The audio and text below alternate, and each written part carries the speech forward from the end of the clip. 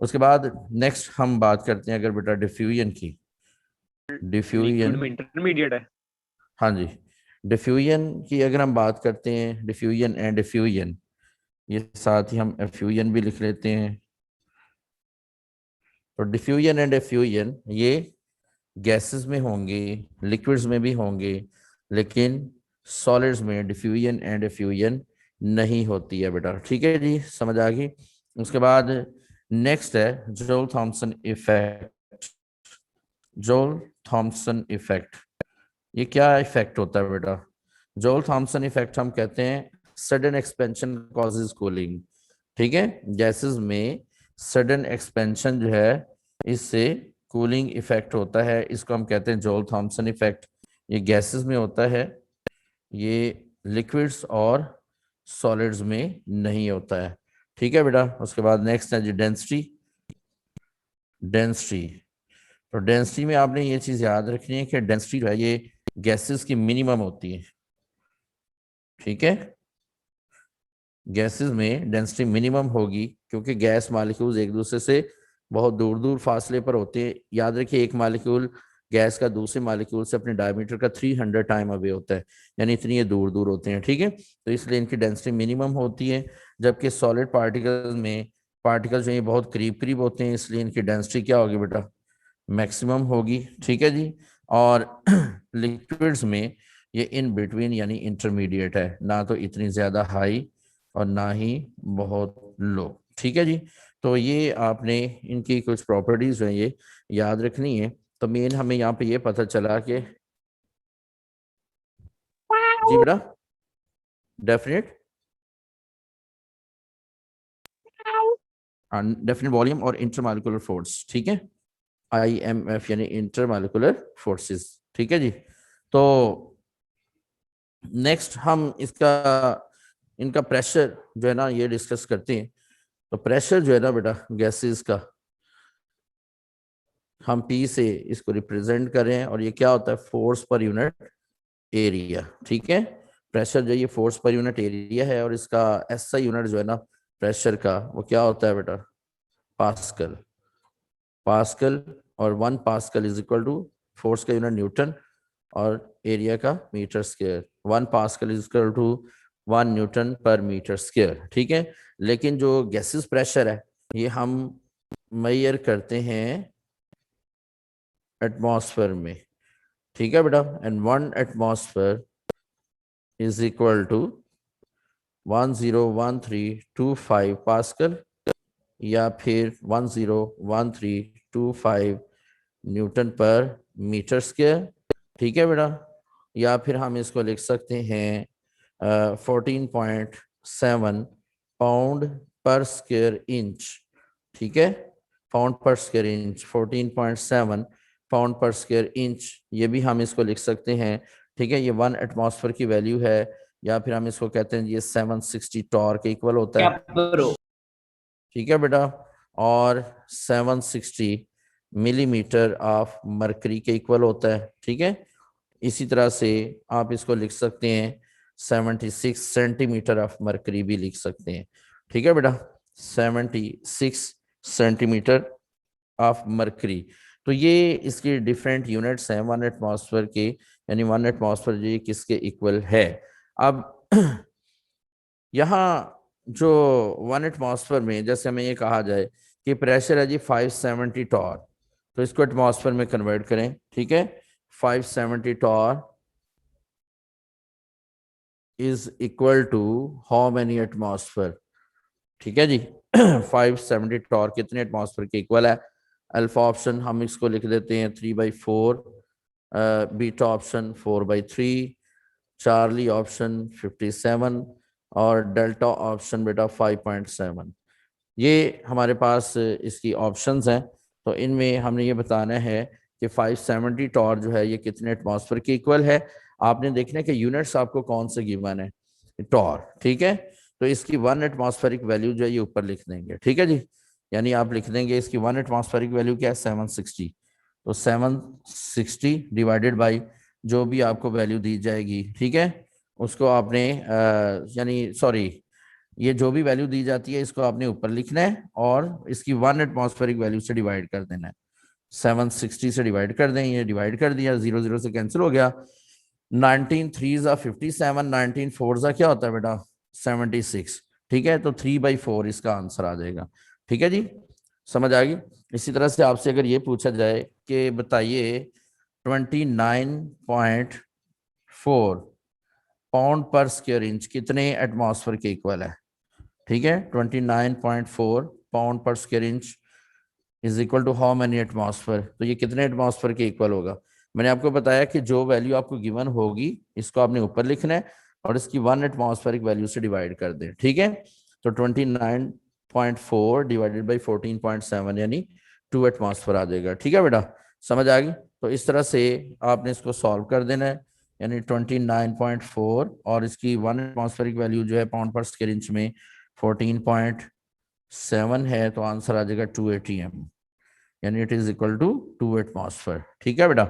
तो नेक्स्ट अब हम डिस्कस करते हैं प्रेशर के बाद टेम्परेचर। टेम्परेचर मेजरमेंट, टेम्परेचर के 3 स्केल्स हैं बेटा, और इन तीनों स्केल्स को हम एक दूसरे में इंटर कन्वर्ट कैसे कर सकते हैं ये अब हम डिस्कस करेंगे। टेम्परेचर सर आपने वहां पे 570 टॉल लिखा हुआ है जी, तो 570 टॉल लिखा है कि 5.7 टॉल? 570 टॉर, ठीक है। अब बेटा ये देखिए हम पढ़ रहे हैं जी temperature scales. Degree of hotness और coldness of a body is called its temperature, ठीक है। 3 इसके स्केल्स हैं, degree Celsius, Fahrenheit and Kelvin. तो यहाँ पे बेटा इनको हम एक दूसरे में कन्वर्ट कैसे कर सकते हैं, ये फार्मूलाज आपने याद रखने हैं। C-0, C-0/100 is equal to F-32/180 is equal to sir ये जीरो क्या है? A-273/100। बेटा ये आपने ये बस रिलेशन याद रखें, फार्मूलाज आपको भूल जाते हैं, ज़ाहिर है वो फार्मूलाज बड़े अजीब से लिखे हुए हैं कि 5/9 है, 9/5 है, हमें नहीं पता चलता सर, टेंशन पड़ जाते हैं। तो आपने ये वाला रिलेशन याद रखना है। डिग्री सेल्सियस में वाटर का फ्रीजिंग पॉइंट कितना है बेटा 0, तो डिग्री सेल्सियस -0 डिवाइडेड बाई उसका बॉइलिंग पॉइंट 100 है, तो 0 से 100 तक 100 पॉइंट्स आते हैं, तो 100 से आपने डिवाइड कर देना है। C-0 divide by 100।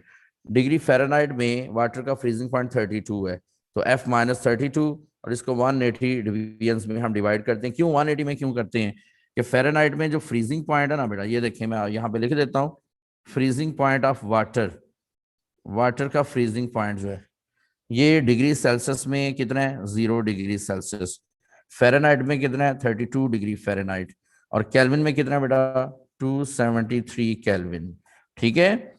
फिर boiling point of water, water का बॉइलिंग पॉइंट सेल्सियस में 100 डिग्री सेल्सियस, फ़ारेनहाइट में 212 डिग्री फ़ारेनहाइट होता है, और केल्विन में होता है बेटा 373 केल्विन, ठीक है जी, समझ आ गई। तो आपने क्या करना है, डिग्री सेल्सियस में से फ्रीजिंग पॉइंट को माइनस कर देना है और डिवाइड कर देना है, ये जो आपके पास यहाँ इन दोनों को माइनस करके आंसर आता है, यानी बॉइलिंग पॉइंट में से फ्रीजिंग पॉइंट को माइनस करें तो 100 आंसर आ रहा है, तो 100 से डिवाइड कर दें।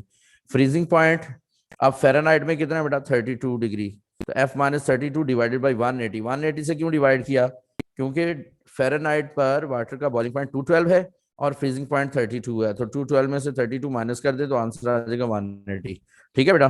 फिर उसके बाद केल्विन में वाटर का फ्रीजिंग पॉइंट कितना है 273 केल्विन, तो K-273 कर दें डिवाइडेड बाई 100, 100 से क्यों डिवाइड किया, क्योंकि केल्विन पर वाटर का बॉइलिंग पॉइंट 373 है और फ्रीजिंग पॉइंट 273 है, तो इसमें से इसको माइनस करें तो 100 आंसर आ जाएगा। अब बेटा यही चीज आपने बस याद रखनी है, ठीक है, और इससे आप एक यूनिट को दूसरे यूनिट में बड़ी आसानी से कन्वर्ट कर सकते हैं, ठीक है। जैसे आपसे कहा जाए कि 10 degree Celsius is equal to how many degree Fahrenheit, हाँ जी 10 डिग्री सेल्सियस कितने फ़ारेनहाइट के इक्वल है, तो अब आपने किन दोनों को इक्वल लिखना है, इन दोनों को, ठीक है जी, समझ आ गई। तो आप लिखेंगे बेटा C-0/100 is equal to F-32/180। अब डिग्री सेल्सियस में टेम्परेचर कितना है बेटा जी 10 minus 0 over 100 is equal to F minus 32 over 180। ठीक है बेटा, अब ये 0 0 से क्या हो गया, कट गया। फिर उसके बाद 5 2 ज़ा 10 और 9 2 ज़ा 18, ये 5 आ जाएगा, ये 9 आ जाएगा। ठीक है जी, समझ आ गई। तो फिर इसको आप लिख सकते हैं मजीद 10 माइनस 0 यानी 10 over 5 is equal to F minus 32 over 9। तो ये फिर आ गया बेटा 2। ठीक है, इसको डिवाइड कर देना तो 2 आ गया, तो 9 2 ज़ा 18, तो माइनस 32 इधर आके प्लस 32, तो फ़ारेनहाइट में आपके पास आंसर आ जाएगा कितना, 50 डिग्री फ़ारेनहाइट। ठीक है, तो ये 50 के इक्वल आ गया, यानी 10 degree Celsius is equal to 50 degree Fahrenheit. Clear है। तो इस तरह से अगर आपको डिग्री सेल्सियस केल्विन में कन्वर्ट करना हो तो फिर इन दोनों को इक्वल लिख दें। अगर फ़ारेनहाइट दिया और केल्विन में कन्वर्ट करना है तो फिर इन दोनों को इक्वल लिख दें। ठीक है, तो आपने बस वैल्यू पुट करके इनको सॉल्व करना है तो आंसर्स आते जाएंगे। तो ये शॉर्टकट है, जरा ये इजी है याद करने के लिए। ठीक है, वैसे भी जो हमारी बुक में गिवन है ना, उनमें फ़ारेनहाइट और केल्विन को कन्वर्ट करने का कोई फार्मूला नहीं है, तो यहाँ पे आप फ़ारेनहाइट और केल्विन को भी कन्वर्ट कर सकते हैं। ठीक है जी, समझ आ गई।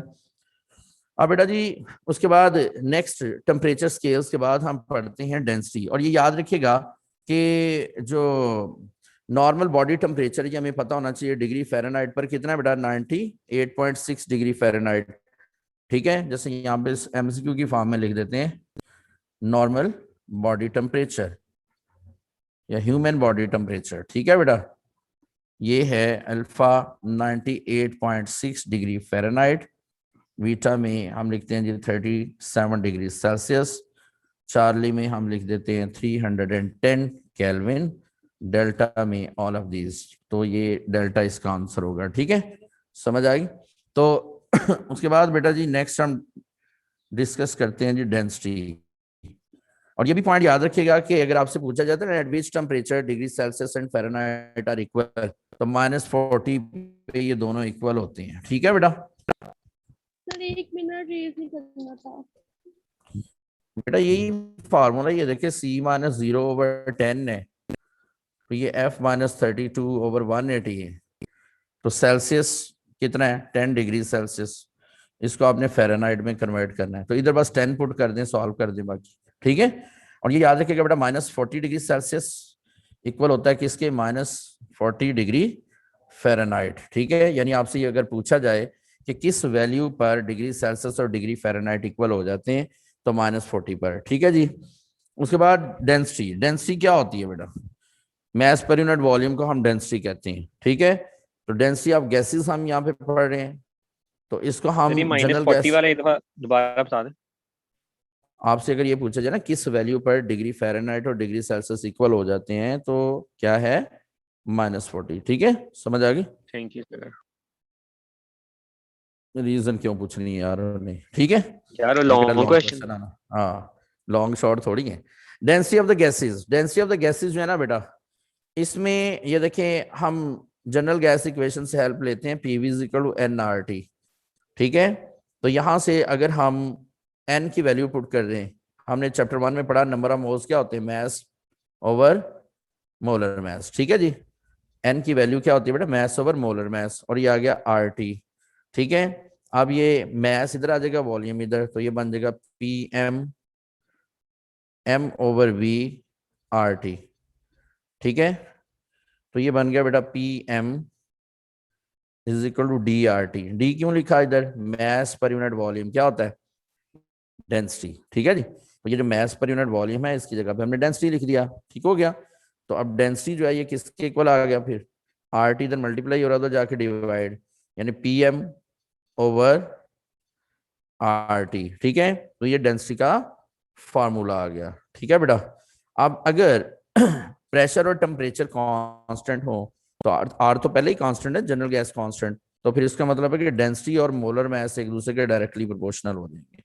ठीक है बेटा, क्योंकि यहाँ पे प्रेशर एंड टेम्परेचर क्या है, density prime constant. Minister over retired teacher की इक्वल है ना। हाँ जी, रिटायर्ड टीचर की कोई वैल्यू नहीं की बेचारे दी है। अच्छा बेटा ये देखें, ये है जी PM ओवर RT, ठीक है, डेंसिटी। तो यहाँ प्रेशर और टेम्परेचर ये क्या है, अगर कांस्टेंट कर दें तो R पहले ही कांस्टेंट है, तो फिर density is directly proportional to molar mass की डायरेक्टली प्रोपोर्शनल है। तो अगर हमें ये कहा जाए कि विच ऑफ फॉलोइंग गैस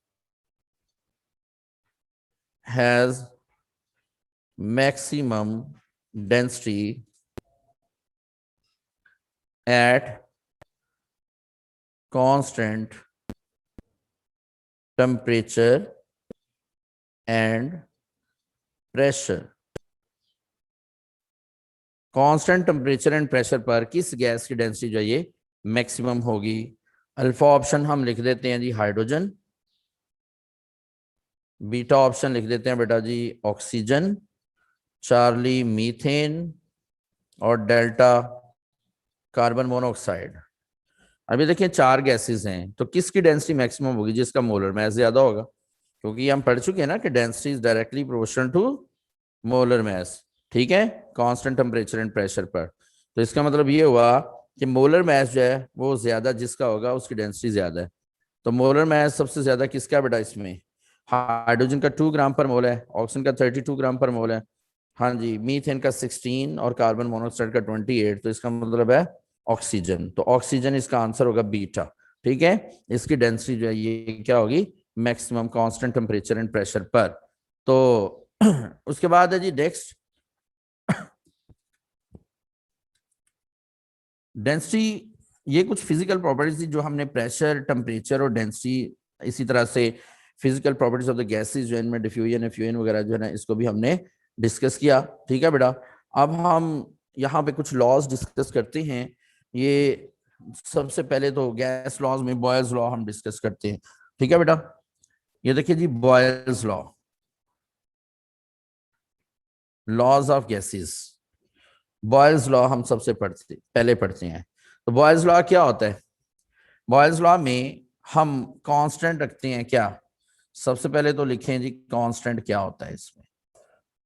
इसमें बेटा कांस्टेंट होता है टेम्परेचर, ठीक है। फिर रिलेशन जो हम इसमें पढ़ते हैं वो किसके दरमियान पढ़ते हैं, वॉल्यूम एंड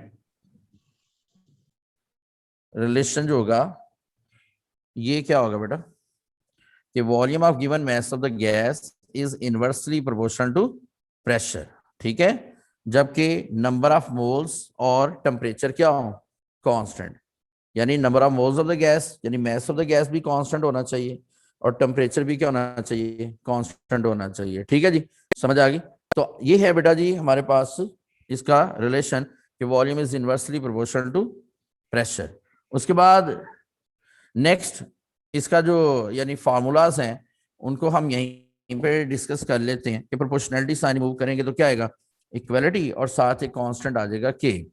तो ये बन जाएगा बेटा जी P V is equal to, यानी इसको मजीद हम लिख सकते हैं P V is equal to K, यानी यहाँ पे प्रोपोर्शनैलिटी साइन रिमूव करें इक्वलिटी, साथ कांस्टेंट के आ जाएगा। मजीद हम इसको लिख सकते हैं P V is equal to K, या फिर हम इसको बेटा लिख सकते हैं कि P1V1 is equal to P2V2, ठीक है, P1V1 is equal to P2V2, ठीक है बेटा, समझ आ गई। अब उसके बाद नेक्स्ट चार्ल्स लॉ अगर हम पढ़ते हैं तो चार्ल्स लॉ में कांस्टेंट होते हैं बेटा क्या, pressure and number of moles, ठीक है, प्रेशर और नंबर ऑफ मोल्स। और इसमें हम पढ़ते हैं कि volume of given mass of the gas is directly proportional to absolute temperature, ठीक है बेटा। तो एब्सोल्यूट टेम्परेचर यहाँ पे प्रोपोर्शनैलिटी साइन रिमूव कर दें, इक्वलिटी आ जाएगी साथ कांस्टेंट के, और इसको हम लिख सकते हैं मजीद ये V/T is equal to constant, और 2 कंडीशंस के लिए हम इसको लिख सकते हैं V1/T1 is equal to V2/T2, ठीक है बेटा, ये है चार्ल्स लॉ। इसी तरह से नेक्स्ट हम डिस्कस करते हैं, यहाँ पे हम लिख लेते हैं कि एवोगैड्रोस लॉ क्या है, एवोगैड्रोस लॉ। एवोगैड्रोस लॉ जो है ना बेटा, इसमें हम टेम्परेचर एंड प्रेशर ये दोनों कांस्टेंट रखते हैं, ठीक है। टेम्परेचर एंड प्रेशर ये दोनों क्या है, कांस्टेंट। और रिलेशन इसमें क्या होगा बेटा कि volume of given volume of the gas is directly proportional to number of moles, ठीक है। कि वॉल्यूम जो है ना गैस का, ये नंबर ऑफ मोल्स के क्या है, डायरेक्टली प्रोपोर्शनल। ये किसी भी गैस का 1 मोल जो है ये 22.414 डेसीमीटर क्यूब वॉल्यूम जो है ये ऑक्यूपाई करता है, ठीक है। ये हमने पढ़ा जी एवोगाड्रोस लॉ। अब उसके बाद इनके हम ग्राफ्स की बात करते हैं। जैसे सबसे पहले हम ग्राफ की बात करते हैं जी बॉयल्स लॉ। बॉयल्स लॉ जो है ना बेटा, इसके ग्राफ हम ड्रॉ करते हैं, जिनमें पहला जो ग्राफ है ये सपोज कीजिए कि हम वॉल्यूम और इनवर्स ऑफ प्रेशर या प्रेशर और इनवर्स ऑफ वॉल्यूम के दरमियान ड्रॉ करते हैं।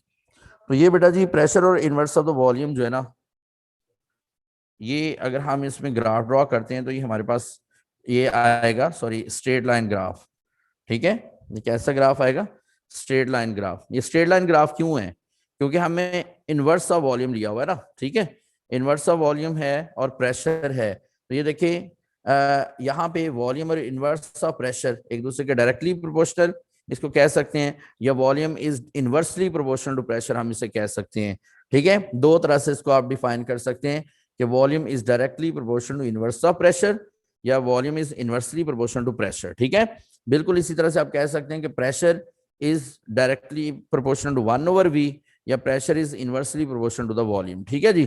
तो ये हमारे पास स्ट्रेट लाइन ग्राफ आएगा। लेकिन अगर आप ये ग्राफ वॉल्यूम और प्रेशर के दरमियान ड्रॉ करते हैं, यानी प्रेशर इधर लिखते हैं वॉल्यूम इधर लिखते हैं, तो फिर आपके पास ये बेटा जी एक कर्व आ जाएगी, ठीक है। ये कर्व आ जाती है, ठीक है, जिसे हम आइसोथर्मिक कर्व कहते हैं।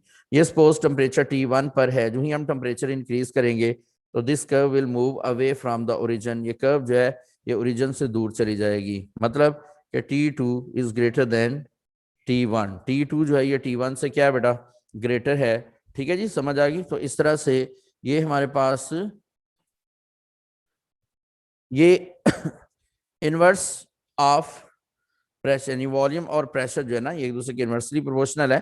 तो जितना टेम्परेचर इंक्रीज करते जाएंगे this curve will move away from the origin, ठीक है। इसी तरह से यहां ये सपोज कीजिए कि 3 स्ट्रेट लाइंस आ रही हैं जी हमारे पास। इनमें ये टेम्परेचर T1 है, ये टेम्परेचर T2 है और ये टेम्परेचर T3 है, ठीक है जी। तो आपसे बेटा ये पूछा जाए कि बताइए इसमें कौन सी टेम्परेचर की वैल्यू मैक्सिमम है और कौन सी मिनिमम है, ठीक है जी। अब देखें यहाँ पे 4 ऑप्शन आपको दी जाती हैं। ये कहा जाता है कि बताइए जी T1 is greater than T2 या T2 is greater than T3। ये ऑप्शन ठीक है।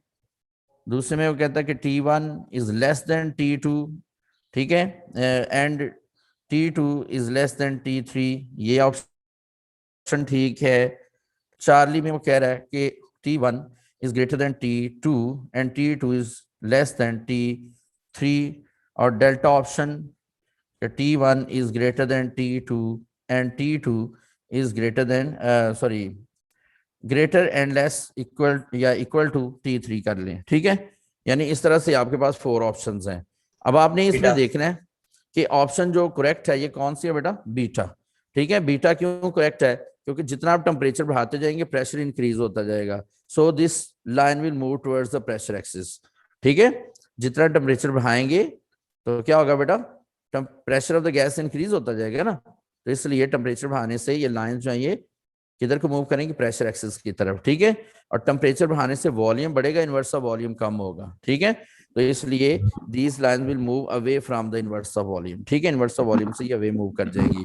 तो इसका लास्ट जो ग्राफ है वो बेटा कुछ इस तरह से हम ड्रॉ करते हैं कि इधर अगर हम वाई एक्सिस पर product of pressure and volume लिख देते हैं और एक्स एक्सिस पर हम प्रेशर लिख देते हैं, तो फिर हम देखेंगे कि ये स्ट्रेट लाइन ग्राफ हमें हासिल होगा, ठीक है।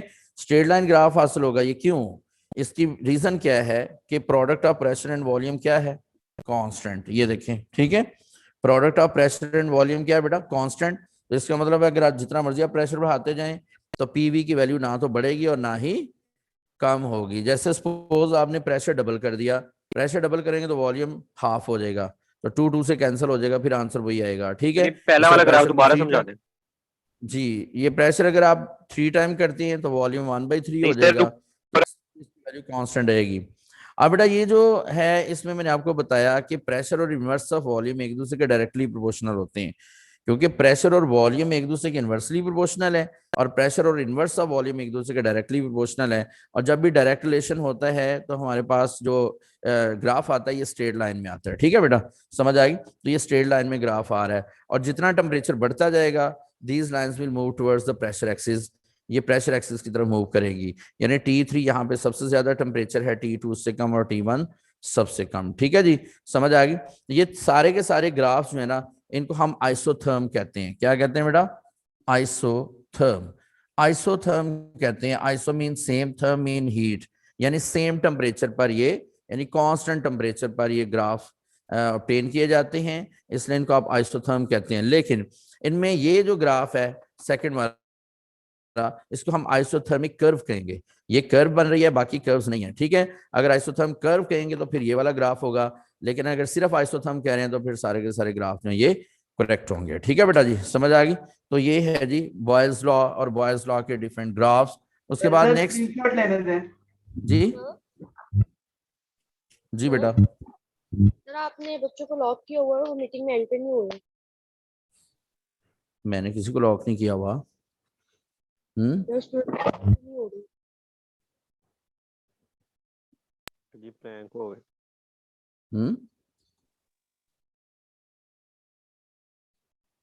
मीटिंग अनलॉक करूंगा? Yes sir. सर जी ताला लगा हुआ है मीटिंग को। अनलॉक किया तो है मैंने। हाँ जी,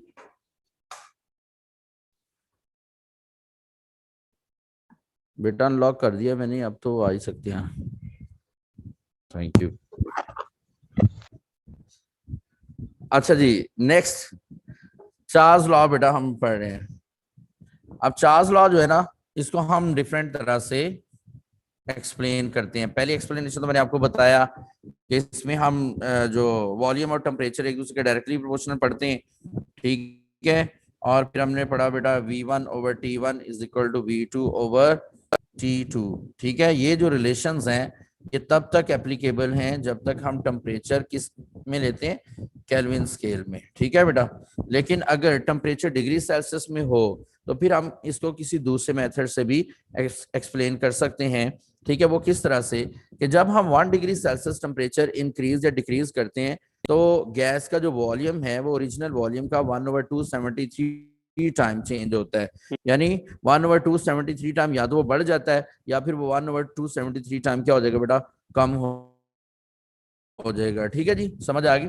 तो इसका मतलब ये हुआ कि अगर सपोज कीजिए कि volume of gas 0 degree Celsius पर V0 है, ठीक है, तो फिर इसका मतलब volume of gas at 1 degree Celsius क्या होगा, V0 में इंक्रीज आ जाएगा। ठीक है, कितना इंक्रीज आएगा बेटा, V0 का 1/273 टाइम। ठीक है जी, इसको हम कहते हैं इसकी quantitative definition of Charles law. यानी 0 डिग्री सेल्सियस पर अगर वॉल्यूम V0 है तो 1 डिग्री सेल्सियस पर क्या होगा, V0 प्लस 1/273 ऑफ V0। ठीक है बेटा, इसी तरह से अगर 2 डिग्री सेल्सियस पर वॉल्यूम फाइंड करना चाह रहे हैं तो V0 plus V0 into 2/273 time. ठीक है बेटा, यानी जितना टेम्परेचर होगा उसकी वैल्यू आपने ऊपर लिख देनी है। इसी तरह से अगर T डिग्री सेल्सियस टेम्परेचर पर वॉल्यूम फाइंड करना चाह रहे हैं, ठीक है, तो वो क्या होगा बेटा, फिर V0 plus V0 into T/273। ठीक है जी, अब इन दोनों में V0 कॉमन आ गया और इधर क्या रह गया बेटा, 1 प्लस ये भी 1, यानी T/273 it is the volume at T degree Celsius temperature. ठीक है, यानी T डिग्री सेल्सियस टेम्परेचर पर अगर आप वॉल्यूम फाइंड करना चाह रहे हैं तो ये आपके पास इसका फार्मूला आ जाता है। अब बेटा सिंपल सी बात है कि अगर टेम्परेचर हमारे पास हो कितना जी -273, तो -273 डिवाइड बाई 273 -1 आ जाएगा, -1 + 1 0, तो इसका मतलब वॉल्यूम ऑफ द गैस क्या बन जाएगा 0। ठीक है, इसका मतलब है कि -273 डिग्री सेल्सियस वो टेम्परेचर है जहां पे हाइपोथेटिकली किसी गैस का वॉल्यूम क्या हो जाता है 0 हो जाता है। इस टेम्परेचर को फिर हम क्या कहेंगे एब्सोल्यूट 0। ठीक है, यानी -273 degree Celsius is equal to 0 kelvin and it is called absolute 0। इसको हम क्या कहेंगे बेटा एब्सोल्यूट 0। ठीक है जी, समझ आ गई। अब सपोज कीजिए कि गैस का जो टेम्परेचर है ये 0 डिग्री सेल्सियस से बढ़ा के हम 273 डिग्री सेल्सियस पे ले जाते हैं। ठीक है, तो फिर उसके वॉल्यूम क्या होगा डबल हो जाएगा। वॉल्यूम जो है वो 273 टाइम बढ़ेगा। यहाँ पे एक क्वेश्चन है कि when temperature of a gas is increased from 0 degree Celsius to 273 degree Celsius. ठीक है, 0 डिग्री सेल्सियस से बढ़ा के हम 273 डिग्री सेल्सियस कर देते हैं। Then volume, final volume of gas will be, हाँ जी, फाइनल वॉल्यूम क्या होगा उसका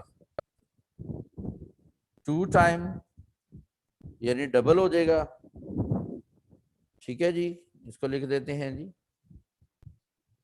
2 टाइम हो जाएगा, बीटा सेम रहेगा चार्ली, 273 टाइम बढ़ेगा, या डेल्टा 1/273 टाइम बढ़ेगा। हाँ जी, अब ये देखें 2 टाइम। बस, हाँ जी शाबाश, बड़ा सिंपल है कि आपने डिग्री सेल्सियस को किस में कन्वर्ट करना है केल्विन में। तो 0 डिग्री सेल्सियस किसके इक्वल होता है 273 केल्विन, और 273 डिग्री सेल्सियस किसके इक्वल होगा बेटा 546 केल्विन। यानी आपने क्या किया टेम्परेचर डबल कर दिया। तो केल्विन में जब आपने टेम्परेचर डबल किया तो वॉल्यूम भी डबल हो गया। ठीक है जी, समझ आ गई। तो यानी आपने ये देखा ना बेटा टेम्परेचर डबल कर दिया तो वॉल्यूम भी क्या होगा डबल, तो वॉल्यूम हो जाएगा 2 टाइम। वैसे भी अगर ये वाला फार्मूला अप्लाई करते हैं आप तो V0 इंटू, इसको भी सॉल्व कर सकते हैं आप, यानी V0 को एज इट इज लिख दें और ये 1 प्लस टेम्परेचर कितना कर दिया बेटा 273 डिवाइड बाई 273, तो ये कैंसल, ये 1 आ गया, तो 1 + 1 2 यानी 2V0। ठीक है, तो इसका मतलब है कि जो वॉल्यूम है वो 2 टाइम हो जाएगा। ठीक है बेटा, समझ आ गई। तो इसमें अगर ये वाला फार्मूला अप्लाई करना है तो फिर डिग्री सेल्सियस में ही वैल्यू रहने दें, लेकिन अगर आपने बेटा ये वाला फार्मूला अप्लाई करना है तो फिर आप क्या करेंगे उसको केल्विन में कन्वर्ट कर दें। ठीक है जी, तो केल्विन में कन्वर्ट करेंगे तो आपके पास ये आसानी से सॉल्व हो जाएगा। तो सर आपने ये क्या बताया था -273 सेंटीग्रेड पे हाइपोथेटिकली गैस यहाँ पे आप -273 पुट कर देना बेटा, -273 सर पुट ऊपर करेंगे जो तो आपने -1 बताया आ, था एब्सोल्यूट 0। हाँ हाँ वही बता रहा हूँ, इधर वो -273 पुट करें तो ये -1 आ जाएगा, तो +1 -1 आंसर 0 हो जाएगा, तो वॉल्यूम 0। तो इसका मतलब -273 डिग्री सेल्सियस वो टेम्परेचर है जहां पे गैस का वॉल्यूम 0 हो जाएगा। अब हम एक्चुअली तो गैस का वॉल्यूम 0 नहीं कर सकते, वो law of conservation of mass के अगेंस्ट हो जाएगा, तो हाइपोथेटिकली कहेंगे। ठीक है, यानी वो टेम्परेचर है कि जहां हाइपोथेटिकली हम कहते हैं कि गैस का वॉल्यूम जो है वो क्या हो गया बेटा 0 हो गया, तो इसलिए इसको हम एब्सोल्यूट 0 कहते हैं जो 0 केल्विन के इक्वल है। ठीक है, तो ये वाला जो हमने यूज करना है फॉर्मूला, जो एमसीक्यू भी हमने सॉल्व किया, इसके अंदर डिग्री सेल्सियस में रहेगी ना। हाँ जी, ये यहाँ पे डिग्री सेल्सियस में ही रहने देना है आपने। ठीक है जी, ये डिग्री सेल्सियस के लिए एप्लीकेबल है। थैंक अब यू बेटा सर। जी इन लॉज को अगर हम अप्लाई करते हैं तो जनरल गैस इक्वेशन हम ड्राइव करते हैं जो क्या है PV = nRT। इस फॉर्म में आप इसको लिख सकते हैं, या फिर आप इसको लिख सकते हैं P1 V1 over T1 = P2 V2 over T2।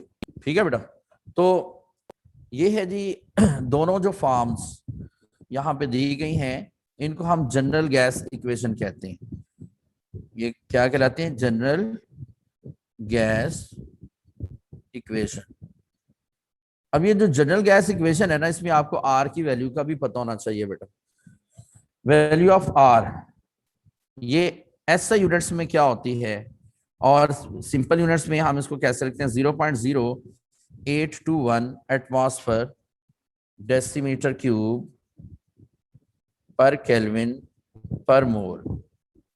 ठीक है, ये आर की वैल्यू है। ठीक है, इसके अलावा आप इसको लिख सकते हैं 8.3141